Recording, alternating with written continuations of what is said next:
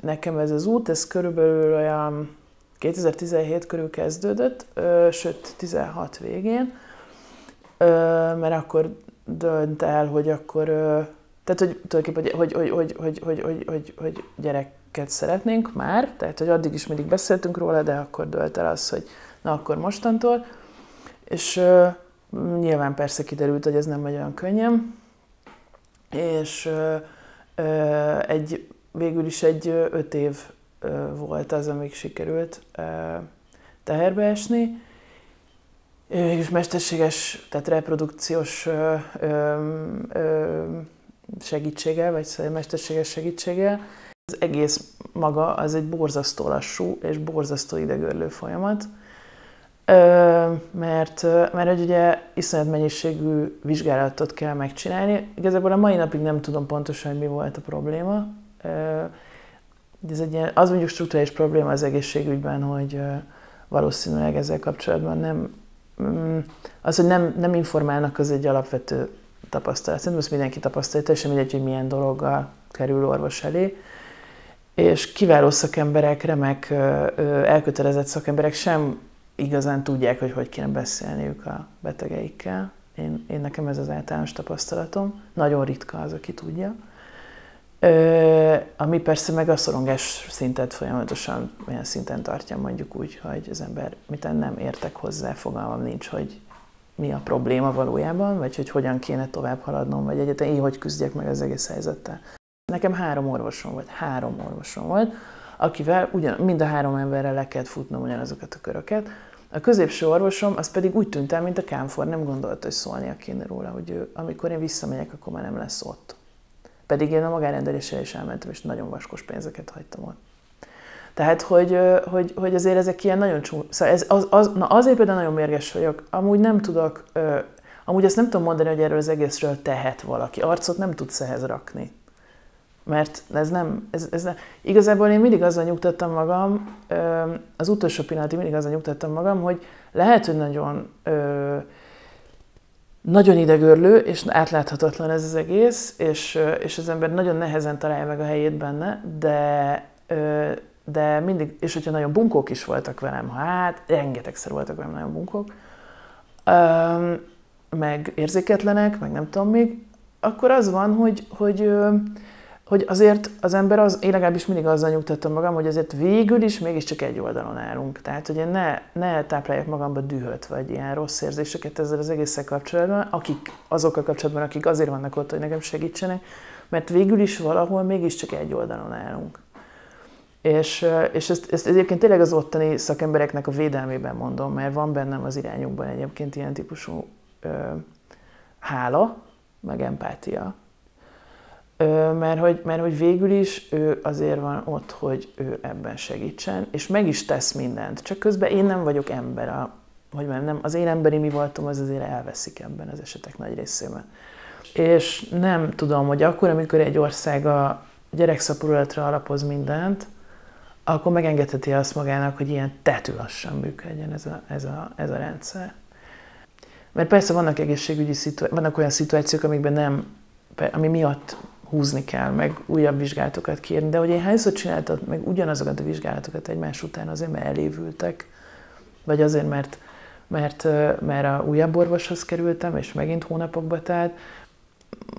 Mostanában egyébként láttam, vagy olvastam híreket erről, hogy a strukturális problémákat elkezdtek beszélni, hogy ugye az államosítással az a helyzet állt elő, hogy nagyon kevés lett a ilyen jellegű tevékenységet ellátó intézet, és ezért került oda rengeteg ember. És ebből fakad az, hogy fél évet kell várni egy konzultációra. És vannak olyan helyek, ami például a SOTE, ahol, ezt most csak azért mondom ki, mert hogy ez egy jól működő rendszer lenne, ahol ugye minden vizsgálatot helyben csinálnak meg, tehát nem neked kell körbe rohanni a félvilágot, hogy a vizsgálatok után rohangáljál, csak lassú. Szóval egyszer lassú, mert rengeteg emberről van szó. Rengeteg emberről van szó.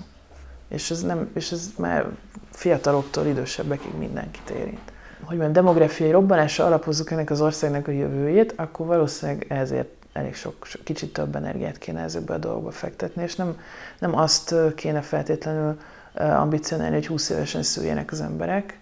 Azt is, persze, nyilván, de hanem meg azokat jutalmazni, és büntetni azokat, akik nem 20 évesen szültek, hanem mondjuk így ebbe a dologba annyi figyelmet beletenni, hogy kicsit megkönnyíteni azoknak az embereknek az életét, akik egyébként is kurva nehéz helyzetben vannak ezek miatt a dolgok miatt.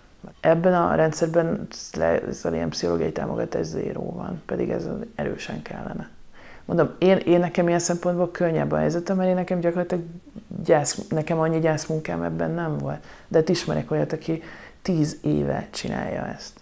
És hát 7-8 beavatkozáson van túl. És nem sikerül.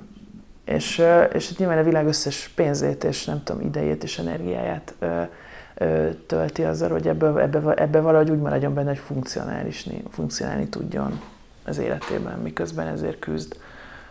Mert igazából ez a nehéz ebben, hogy közben viszont az életedet éld és zajlik az életed, és ezt meg úgy kell élni, hogy bármikor érkezhet, bármikor történhet az, amit szeretnél, végre jön a gyerek, és az is benne van, hogy nem. A vége az idő is eltelt persze, mert én 40 éves elmúltam.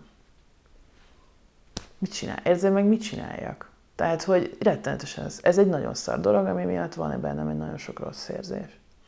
De közben meg azért nem a világ vége ez sem, meg amúgy az univerzum, a jóisten, a karma, azért nem aki akar, aminek akarja, annak nevezi, azért azzal kompenzálta ezt az egészet, hogy 2 gyerekem lett.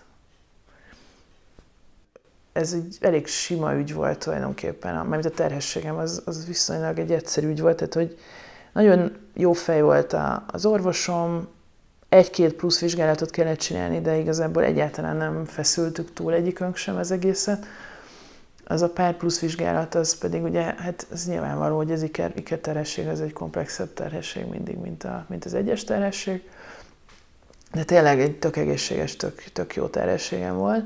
Az utolsó 2 hétben omlott kicsit össze a rendszer, mert hogy én akkor már nem tudtam járni. És hát mondta az orvosom, hogy ha fölmegy a vérnyomásom, akkor azonnal szóljak, mert hogy ez innen már egy ilyen sztori. És akkor fölment a vérnyomásom, és nem ment le, és akkor fölhívtam, és mondta, hogy akkor menjek be a kórházba. És akkor bementem a kórházba, onnan aztán nem engedtek már ki, teljesen igazuk volt tulajdonképpen, mert nem voltak, tehát hogy olyan nagyok voltak, hogy ők már nagyon befeküdni irányba nem volt valószínű, hogy sikerülni fog. Meg hát 2 ekkora babát megszülni, az egyébként is, meg ikerterhességet, mind kiderült a számomra, nagyon kevesen vállalnak természetes levezetést. Ez egyrésztről nyilván ijesztő, mert hogy ilyen hagyományos tudás egy kicsit így, mintha így akkor így hova lesz. Az orvosom azt mondta, hogy az ő generációjából még vannak, akik tudnak levezetni ikerterhességet, de a legtöbb fiatal az nagyon szuper műtéti eljárásokat ismer, de nem tud levezetni nem tud egy ikerszülést levezetni érdemben. Lehet, hogy ha az egyikőjük irányba feküdt volna, akkor ez más, de egyikőjük se. Az egyikőjük rendfekvéses volt, a másikőjük meg farfekvéses. És mind a ketten rettenetesen dolgoztak, hogy ez megváltozzon, de mondjuk az elég kemény, hogy egy 3 kilós gyerek, 2-3 kilós gyerek próbálkozik a fejjel, szóval egészen vicces volt. Egyébként tényleg, tulajdonképpen csak így néztem, hogy mi történik. De nem tudtak, ez már nem volt, tehát tényleg nem volt helyük. És hát igen, tehát ilyen szempontból meg igazat kellett adjak a döntésnek, vagy hogy mondjam, vagy igazat kellett adnom annak, hogy az volt a verdikt, hogy maradjak benn, mert tényleg nem tudom, hogy ha beindul magától, akkor hogy érek oda, hogy nem érek oda, és tényleg ez egy kockázatos buli, ez az ikerszülés dolog. És ugyan nekem a császármetszésem vége az abszolút rettenetes traumatikus volt, de más szempontból viszont meg azt gondolom, hogy lehet, hogy valószínűleg ebbe 100 éve belehaltam volna.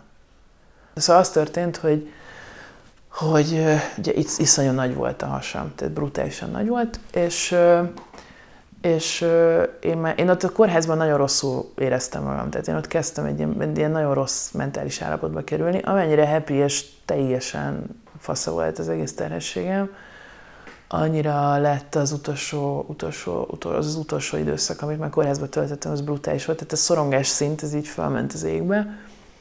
De én akkor felhívtam azért régi pszichológusokat, jártam pszichológushoz régen, és akkor ott felhívtam, hogy nem lehetne az, hogy beszélünk egy párszor. És akkor beszéltem vele párszor, a kórházudvaron. Mert hát én így ott feküdtem, és így ezt tudtam, hogy hát így valóban most már nagyon a végén vagyok, mert hogy így nem nagyon tudok megmozdulni se gyakorlatilag. Tehát ez, hogy kimenjek, meg bármit csináljak, ez egy rohadt nehéz akció volt. De hogy így nem nagyon kapok információt arról, hogy mi van. És hát hogy egy kórháznak a belső működését sikerült ilyen módon alaposan tanulmányozni, szóval, hogy a belső hierarchián szerintem nagyon sok múlik. Tehát az, hogy ők hogyan viselkednek egy helyzetben, az iszonyú emberien tudnak, meg tök normálisan, és aztán amikor föláll az a helyzet, hogy bejön a főorvos, vagy nem tudom, akkor valami egészen más történik. És hogy tehát hogy így azt néztem, hogy milyen belső dinamikája van ennek a helynek, mert egyébként ezek egyébként tényleg nem akarok rosszat, nem tudok igazából rosszat mondani arra, ahogy ott egyébként a fiatalabb orvosok, azért ezt hozzá kell tennem, kommunikáltak. Tehát olyanok, akik mondjuk kicsit már lehet, hogy máshogy szocializálódtak, és ez nem vélemény, meg nem ageizmus, hanem ez más. Ezek tények szerintem, hogy valószínűleg ők kapnak már olyan kommunikációs tréninget, amiben egy kicsit ez jobban szerepel, hogy kell egy ilyen enyhén szétesett állapotú nővel kommunikálni. Meg a szülésznők azok nagyon sokat számítanak. Tehát a szülésznők azok... Nekem ott rossz élményem, szülésznővel meg nővérrel nem volt. Tehát iszonyú jó fejek voltak, tehát van ilyen női support, vagy nem tudom én, nagyon erős. És hát ott engem egy kicsit úgy speckóban kezeltek, mert hogy látták, hogy nagyon rossz állapotban vagyok. Mármint, hogy mentálisan. Nem csináltam semmit, szóval ezt nem úgy képzelt, hogy én ott mit tudom én, sírtam, hisztisztem, nem tudom, semmi ilyesmit nem csináltam, csak a bekerüléssel azonos arányban növekedett bennem a rettegés a császármetszéstől, tehát én rettegtem tőle. És tulajdonképpen azt rájöttem, hogy valószínűleg azért van ez, mert abba transponálom az összes szorongásomat, abba rakom bele minden félelmemet, abba, hogy elkezdtek félni a császármetszéstől. Tehát az okozta az alapvető problémát, hogy nem tűztük ki a szülésnek az időpontját, mert hogy az volt az elképzelés, hogy minél tovább tartsuk a helyzetet fent, az én ott létemet. Tehát, hogy ugye én nem menjek onnan sehova, és minél tovább maradjak ott, mert ha minél tovább ott maradok, akkor az így azt jelenti, hogy a gyerekek minél tovább bent maradnak, és ha meg ott beindul a spontán szülés, akkor legalább ott vagyok helyben. És ebben egyébként nagyon sok reakció volt, ez kétségtelen, csak abban az állapotban lenni ott így ugye 12 napig, vagy 10 napig, hogy na most akkor megmozdulok, most akkor hogy hívják, elfolyik el a magzatvíz, vagy nem folyik el, folyamat, ez az ilyen állandó ilyen hogy na, mi lesz most akkor mire készüljek, mire ne készüljek.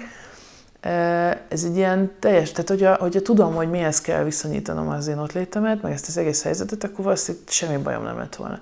Itt valószínűleg azért is gondolom, hogy jó lett volna, tudok valami dátumot, mert amint megmondták, hogy most már muszáj lesz, mert hogy akkor úgy megnyugodtam, tehát kiment belőlem az egész jó, most már akkor minden rendben lesz.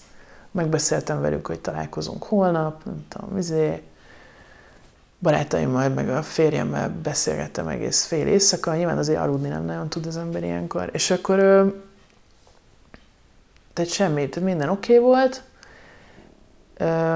Volt egy, az ilyen, tehát hogy azért én azt sem mondhatnám, hogy a császárt meg tudom, hogy nagyon-nagyon rettenetes élményei vannak embereknek. Nekem nem volt annyira rettenetes, mert ugye, már akkor ismertem ezeket az embereket, akik ott voltak, az aneszteziológusokat leszámítva. Tehát, hogy nem az volt, hogy én így vadidegenekkel találkozom ott, és ők is tudtak rólam dolgokat, és nagyon a szülésznők végtelenül kedvesek voltak. Meg hát van az, hogy szóval próbálják ezt a dolgot úgy csinálni, hogy azonnal oda viszik a gyerekeket hozzád, ott hagyják.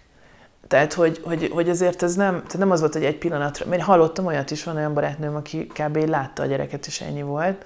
nekem odarakták, ott voltak. Volt egy nagyon szép pillanat, mert a kislányom sírt, és akkor szóltam hozzá, és akkor ezen most is mindig elbőgöm magam, vagy majdnem elbőgöm magam, mert hogy szóltam hozzá, és akkor abba hagyta a sírást. Szóval, hogy van ilyen. Tehát, hogy azért ebben vannak ilyen dolgok. Szóval tök érdekes, hogy én azt hittem, hogy fölkészültem rá, hogy ez egy ilyen rideg lesz, ilyen rettenet. Nem volt annyira rideg, csak az a probléma nálam ugye az lett, hogy nem húzódott vissza a méhem, és vérezni kezd át, ahol a placentát leszedik, ez az atóniás vérzés, és azt hittem, hogy ez az életkorom miatt van, de kiderült, hogy nem, tehát hogy ez egy ilyen terhességi szövődmény, vagy szülési szövődmény, és hogy ebben haltak meg nagyon sokszor nők régen.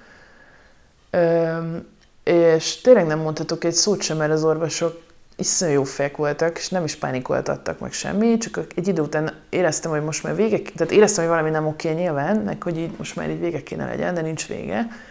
És csöndbe voltak, meg csöndben nézettek, aztán egy idő után elkezdték, egyértelmű lett, hogy valami komolyabb probléma van. Bevarták, azért minden oké volt. A probléma az volt, hogy én nem tudom, hogy ez hogy történik. Egy biológus lányjal feküdtem utána még 2 napig a szobába, és ő azt mondta, hogy ilyen előfordul, hogy a stresszhormonok, meg nem tudom mik miatt, hogy lebontja ezt a spinális érzéstelenítőt, amit kapsz.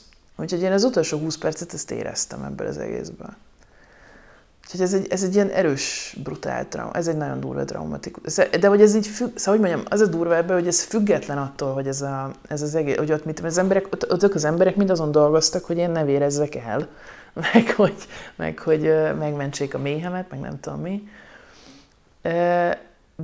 De hogy én így éreztem, hogy kint van ez, meg ott, meg kérdeztem, hogy ott van egy fogó, mondták, hogy igen. Szóval, hogy azért azóta azon szoktam magammal rötyögni, hogy aki azt mondja, hogy mert van ilyen, hogy sokan császárt akarják választani, sokan császárt választják, mint lehetőséget. Meg azt gondolják az emberek, hogy ez egy egyszerűbb megoldás. Hát nem az. Tehát, hogy nagyon nem az. És akkor ugye a férjem meg kint volt a szülőszobán, és rajta volt a 2 baba, és ő meg csak azt hallotta, hogy vérzés, úgyhogy ő is totál készen volt, mert próbálta megtudni, hogy mi történt, de hogy ott meg ugye megint nem mondták meg, tehát hogy nyilván azért nem, hogy ő meg ne idegeskedjen, de hát azért mégis, tehát ott ilyenekről beszéltek, hogy nagy vérvesztesség, meg minden, és akkor ő megkérdezte, hogy mi van, akkor mondták, hogy semmi, mondta, hogy nem mondják már, hogy semmi, hát hallja, hogy mi van, és akkor mondták, hogy jó, igen, van egy kis probléma, de mindjárt megoldják, meg nem tudom, úgyhogy ő meg ott így a 2 gyerek rajta.